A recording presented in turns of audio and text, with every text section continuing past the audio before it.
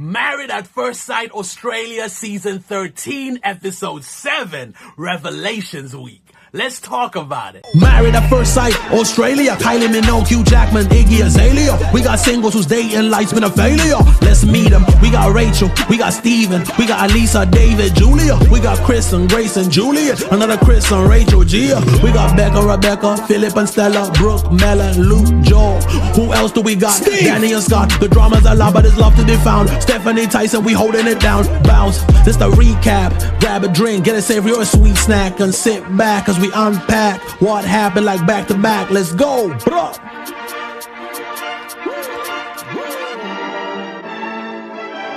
Alright, so we're moving into the next stage of this social experiment. The couples are moving in together. They're checking out their new pads, exploring like, hey, this is fire. We jump from couple to couple and it's just like mad excitement. Beck dives onto the bed. Gia and Scott are like, yo, check out the kitchen. Stella and Philip are high-fiving each other like, hey, this is epic. Rebecca is going through all the closets like, look at how much space I have for my outfits. This is amazing.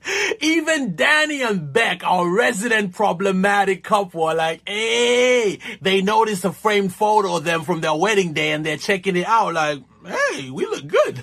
It's good vibes all around, man. It's new, it's exciting, all the couples are vibing, everybody's in good spirits. Everybody except for Mel and Luke. Like when we check in on them, it's just bad vibes, man. They're walking through the crib like they're a couple at IKEA. You know, a couple who just had a fight on their way to IKEA. Actually, no, because at least that couple would have like fire and anger just bubbling underneath the surface. Nah, it's more like a couple that has received bad news, like devastating news individually. And now they're just walking through the crib, going through the motions like... yeah, it's nice, I guess. Luke seems broken, man. It's sad to see, because he was the one who was like making an effort, trying to shake Mel out of her funk.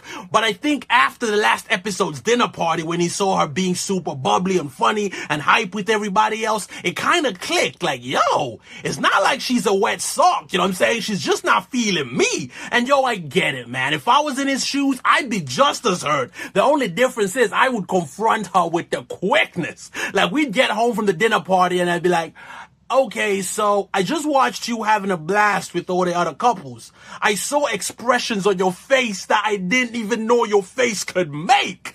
I heard you giggle for the first time ever. And now we're back at the crib and you seem all sad, tired, disappointed, zombie-like. If that's what being alone with me does to you, then let's just end this.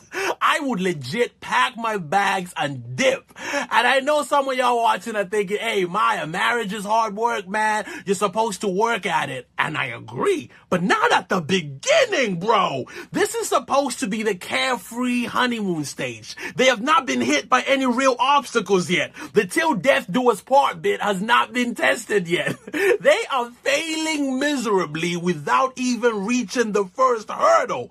Take this whole relationship and throw it in the trash.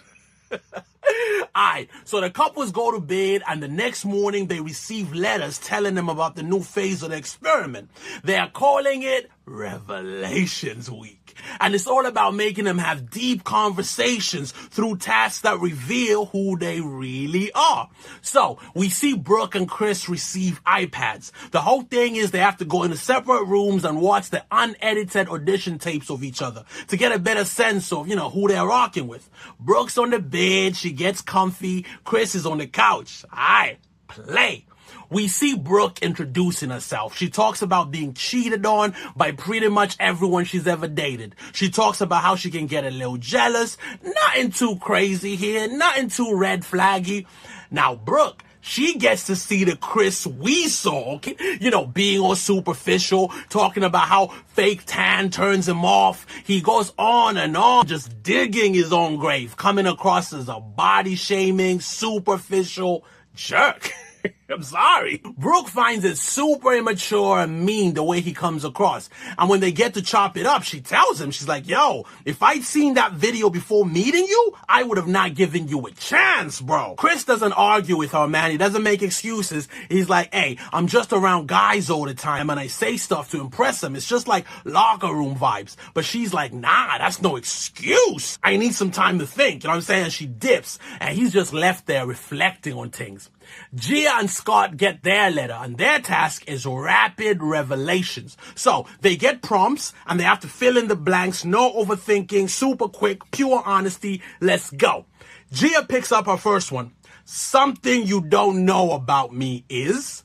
Gia's like, I've had a sugar daddy before. Scott's like, all right, that's cool. I don't care. You know, no dirt off my back. Like, when? She's like, 12 years ago. He's like, yeah, cool. No biggie. Scott's turn. He's like, one thing I asked the experts for that I did get is, without hesitation, he goes, everything. Hey, yo, these two, man. They're like, hey, we smashed that. You know what I'm saying? We're a power couple. Gia's turn. Something I think is working in our relationship is, Gia's like, I think we're very compatible in the intimacy department. Okay, she says it differently, but I'm trying to navigate, through the algorithm. I don't know what words I can and can't say. Cause listen, there's loads of big channels, big YouTubers who are covering the show, and I'm like the new guy still working on upgrading my sound, lighting, setup, all that. I'm like David over here going up against Goliath, trying to get my little videos pushed to as many Married at First Sight fans as I can. So I gotta tread carefully. I gotta tiptoe. Speaking of which, if you're enjoying the video so far, please hit that like button. Little things like that really make a massive difference. And yo, consider subscribing to the channel for more recaps, reviews, and we got random deep dives on weird subjects like mermaids, witchcraft, and alien abductions. You're gonna love it here. Alright, back to the video. Danny and Beck are also getting hit with the rapid revelations thing. Beck goes first. 3 things you appreciate about your partner. She goes, boom, easy. You're hilarious. You crack me up. You make me feel safe. And I can talk to you about anything. Danny goes, all right, 3 things I appreciate about you. You've got a soft, caring soul. You like to dote on me, and your cooking skills are banging. Okay, Beck, I was not familiar with your game. I didn't know you could throw down in the kitchen. Next joint is, I knew I liked you when? Danny's like, hey, I knew I liked you when I saw you walking down that aisle. Hey, so far, so cute and wholesome, right? But you know the experts, man. You know they gotta throw in a few crazy ones, right? So the next one is, the last time I got busy with someone before a wedding was, Danny's like, probably 4 months. Beck is like, for me, probably 5 months. Next, one thing I asked the experts that I didn't get. Woo! Hey, it's getting juicy, baby. See, this is why I told you in the intro to get yourself a snack. See, let me get my popcorn.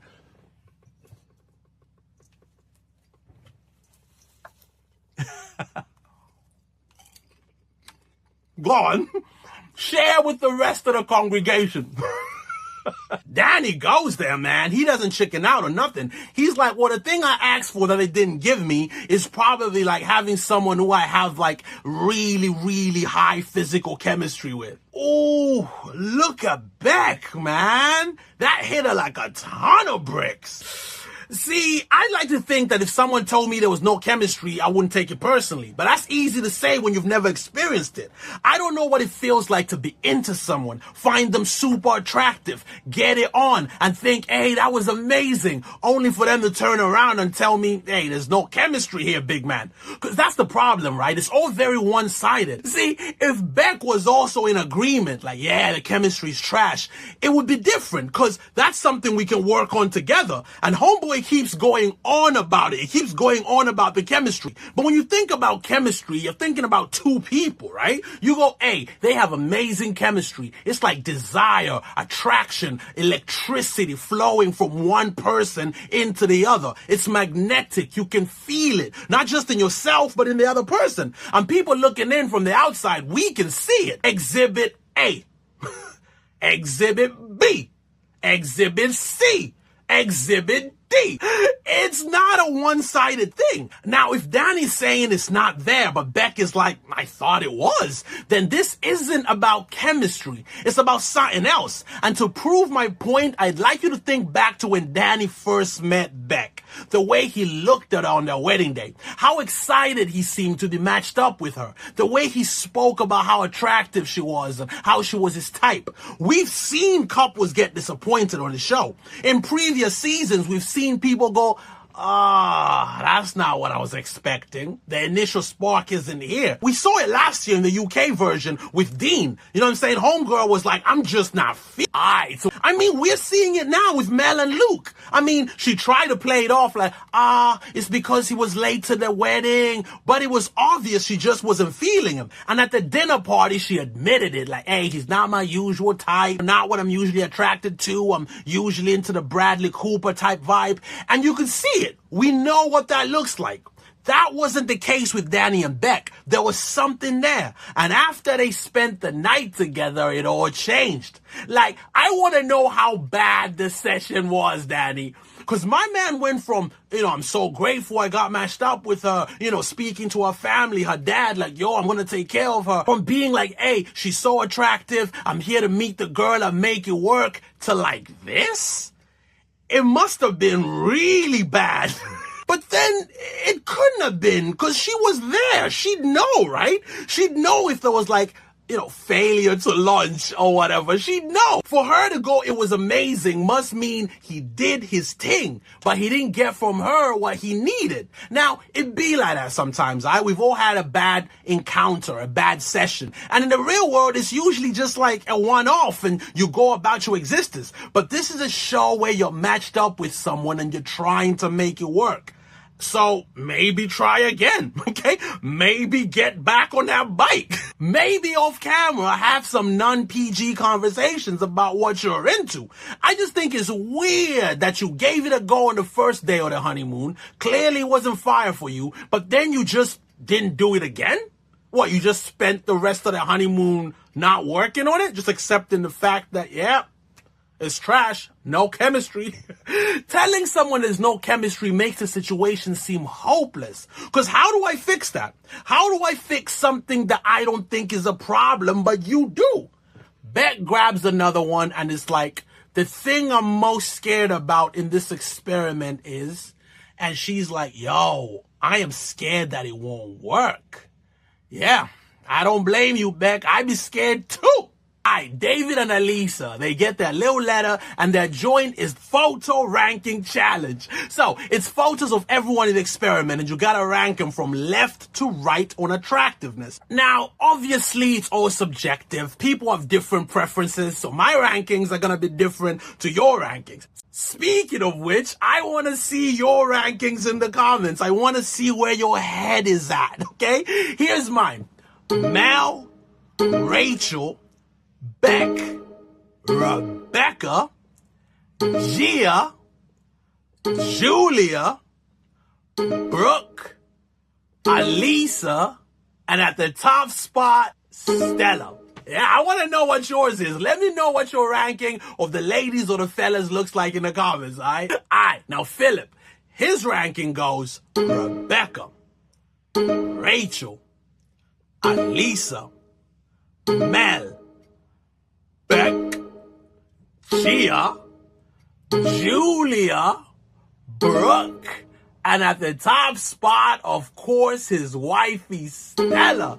Okay, fair enough. Now, it's Stella's turn. She's having fun with it.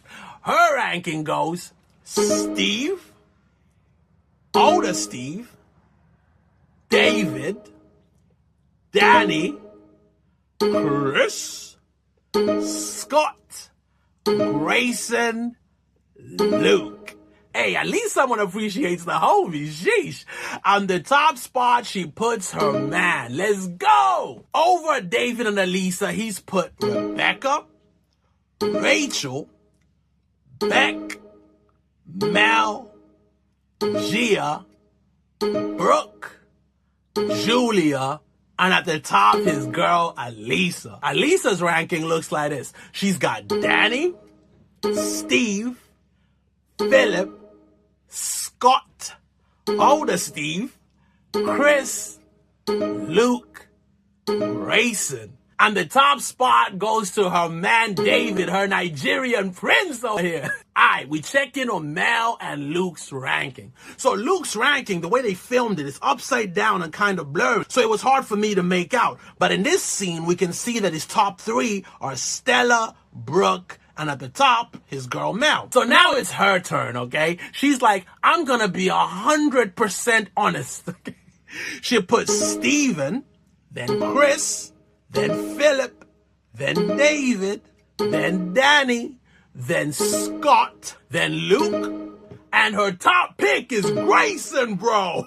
Yo! The sad part is just how deflated homeboy looks. Cause that number 2 position seemed like a pity thing. Cause when it comes to these photo rankings, the way I see it is if I know that I'm not the most attractive dude in the experiment, like conventionally, if I'm in a crib with Jason Momoa, Idris Elba, Liam Hemsworth, I am hoping that I'm matched up with someone that's sweet enough to put me in that number 1 position. But we both know that her second, maybe even third, are above me in the rankings of, like, conventional attractiveness. So if Mel had done the decent thing and put Grace in second, we would have all been like, well, that's her top pick. But shout out to her for not doing her man's dirty. Alright, so now it's Gia and Scott's turn to do up the photo rankings. Scott's having fun with it, like, hey, let's go.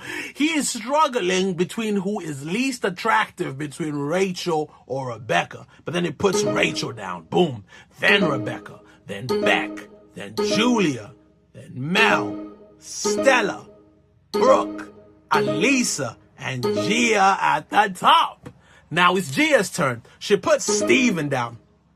Then Philip. She goes, there's just something about his head. Listen, I'm not saying that. I would never. But then she puts down Grayson, which is wild. Grayson looks like he walked straight out of a Western, bro. And then Steve. Hey, Steve-o getting some love. Then Chris. Then Luke. She goes, I think Luke's attractive. I don't know what Mel's problem is. You and me both, Gia, baby. You and me both. Then David, Danny, and number 1 is her man, Scott. Boom, done. No one's offended. They aced it. They're like, hey, power couple over here. Now, let's see how Beck and Danny get on. So, Beck puts down Philip, Steven, David, Grayson, Scott, Chris, Steve, Luke, and then at the top, her man's Danny. Shout out to Danny, man. He knows Beck's in a vulnerable place. So he just grabs her photo. He's like, hey, you are at the top. And he chucks all the other photos out the window. And then he drops the greatest line of the season so far. He goes, hey, grass only grows where you water it. And I'm not watering other people's gardens. Bars!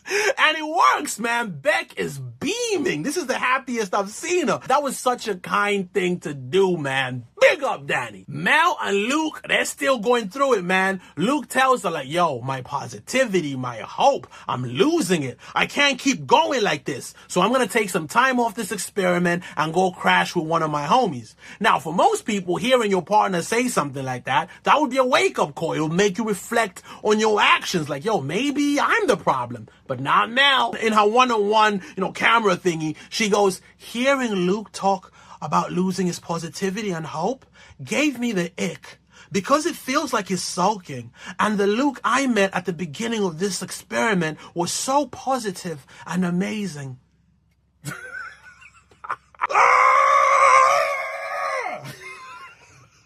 You broke that version of him. There's only so much you can keep trying and trying to make someone like you. It's exhausting, okay? Forget the homie's crib. Just go home, bro. Go home.